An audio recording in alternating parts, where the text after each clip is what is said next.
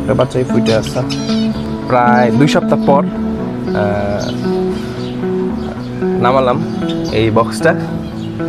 চলেন এবার একটু দেখি কি অবস্থা।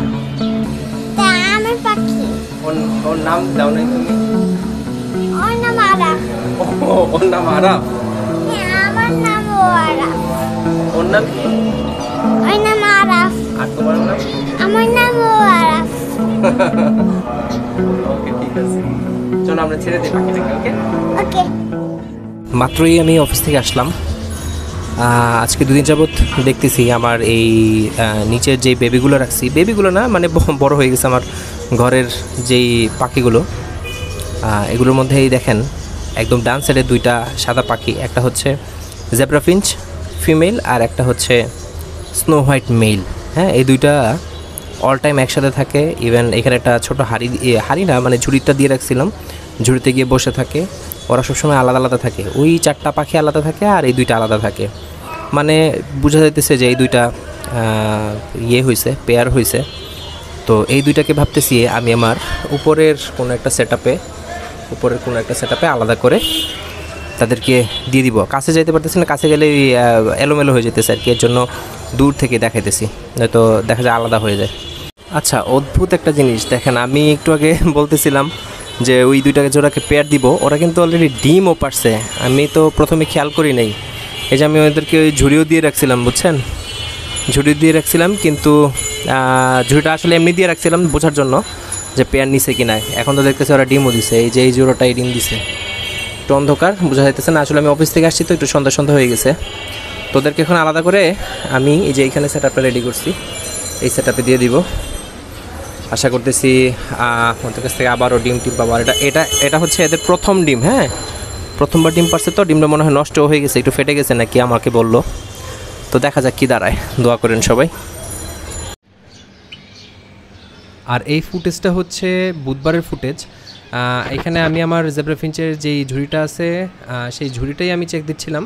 এখানে 5টা ডিম ফুটছিল, বাট আমার সবগুলো ডিম কিন্তু এবার ফার্টেল হয় নাই এবং নষ্টও হয়ে গেছে। 2টা বাচ্চা ফুটছিল, একটা বাচ্চা বড় হয়েছে আর আরেকটা বাচ্চা কিন্তু এই যে আমি সকাল সকাল উঠেই একটা স্যাড নিউজ, এই বাচ্চাটা মারা গেছে। তো কী কারণে মারা গেছে আসলে বুঝতে পারি নাই।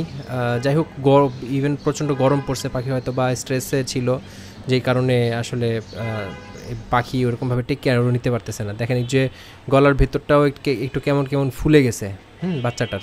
তো এই পাখিটা বড় হওয়ার পরে কিন্তু আমি আর এই জেব্রা ফিঞ্চ দিয়ে আপাতত ব্রিড করাবো না, তাদেরকে একটু রেস্ট দিব, 1 মাস রেস্ট দিব, তারপরে আবার তাদেরকে ব্রিডে দিব। আসসালামু আলাইকুম, আশা করি সবাই ভালো আছেন। আর এই নতুন ভিডিওতে আপনাদের সবাইকে স্বাগতম। আজকে আমার এই বারান্দার যতগুলা খাঁচা আছে সবগুলা খাঁচা আজকে আমরা চেক দিব। এইখানে আমার এই যে জাবা পাখিগুলোরও কিন্তু আমরা হাড়ি দিয়ে দিছিলাম, ওরা নেস্টিং করছে এবং 2টা হাড়িতেই নেস্টিং করা। এবং ইদানিং দেখতেছি পাখি গিয়ে হাড়িতে বসে থাকে। তো আমরা আজকে এই হাড়িগুলোও চেক দিব। ইভেন আমরা এই জেব্রা ফিঞ্চের যেই খাঁচাটা আছে এই ঝুড়িতে আমরা দেখছিলাম 5টা ডিম দিছিল, যদিও আমি পরে আবার চেক দিছিলাম। চেক দিয়ে অ্যাকচুয়ালি এইবারের বেচটা ওরকমভাবে টিকে নাই, ডিমগুলো নষ্ট হয়ে গেছে। 2টা বাচ্চা ফুটছিল, একটা বাচ্চা মরে গেছে। আসলে কেন হইতেছে আমি বুঝতেছি না। একটা বাচ্চা বেঁচে আছে, এটা কালকে পর্যন্ত আমি দেখছিলাম। আজকে কি অবস্থা আবার একটু চেক দিব। আর আমার ওই যে উপরে ইসাবেল জোড়াটা আছে, ইসাবেল জোড়াটা ওই যে লাস্ট একবার দেখছিলাম যে 5টা ডিম দিছিল, তারপর আর কিন্তু আমি ওদেরকে ডিস্টার্ব করি নাই, হাত দিই নাই। আজকে আবার একটু চেক দিব যে কি অবস্থা, কয়টা ডিম ফুটছে বা কি অবস্থা, ডিমগুলো ঠিক আছে কিনা, বাচ্চা ফুটছে কিনা, এই জিনিসগুলো আজকে আবার একটু চেক দিব। তো এখন আমরা এই জাবা পাখিগুলার আগে একটু চেক করে দেখি কি অবস্থা।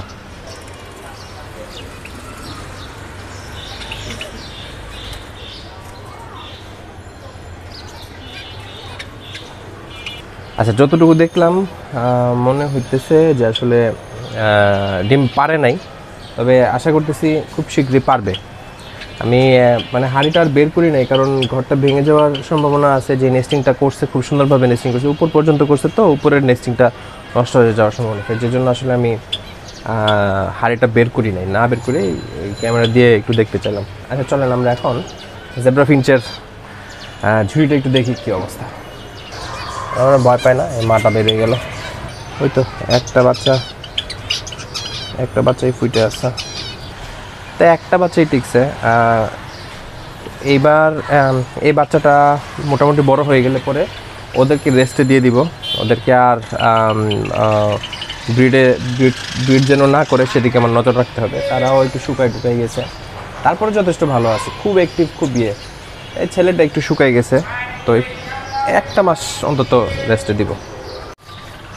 আচ্ছা এখন আমরা চেক দিব ইসাবেলের যেই জোড়াটা, যেই বক্সটা, সেটা চেক দিব। কিন্তু সেটা চেক দেওয়ার জন্য আমাদেরকে চেয়ার আনতে হবে, চেয়ারে উঠে তারপরে দেখতে হবে। ওকে, আমরা ইসাবেলের জোড়ার এই বক্সটা নামাচ্ছি।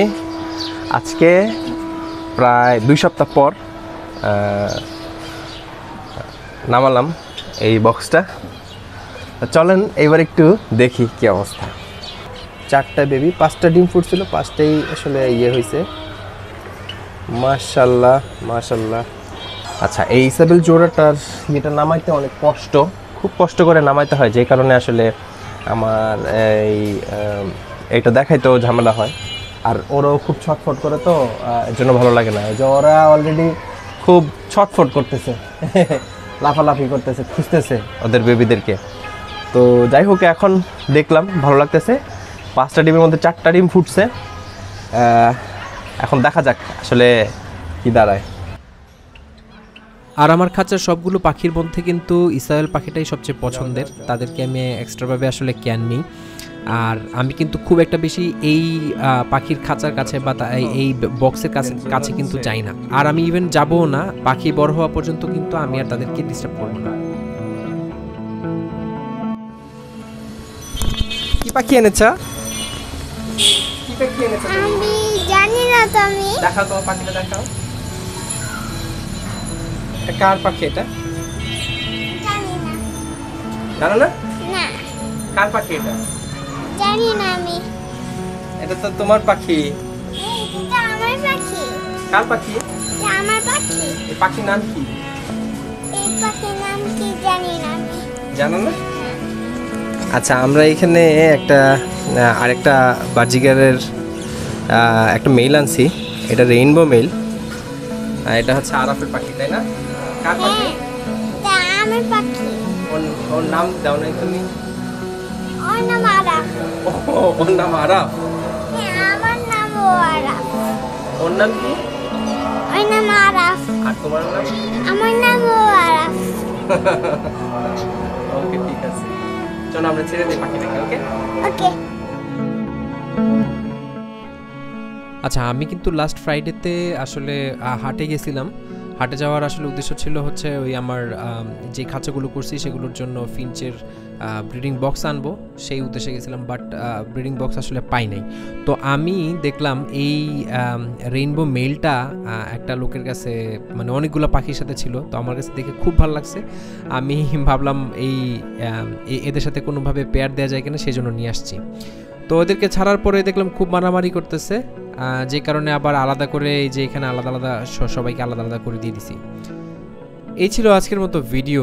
আর এই ভিডিওটা অনেক বড় হয়ে যাচ্ছে, যে কারণে আমি 2টা পার্টে করতেছি। নেক্সট পার্টে আপনারা দেখতে পারবেন আমার নতুন কিছু পাখি আনছি, সেই পাখিগুলোর আপডেট আপনারা এর পরবর্তী পর্বে পাবেন ইনশাল্লাহ। হাবিবুল্লাহ ভাইয়ের কাছ থেকে কী পাখি আনছি নেক্সট ভিডিওতে ইনশাল্লাহ দেখতে পারবেন।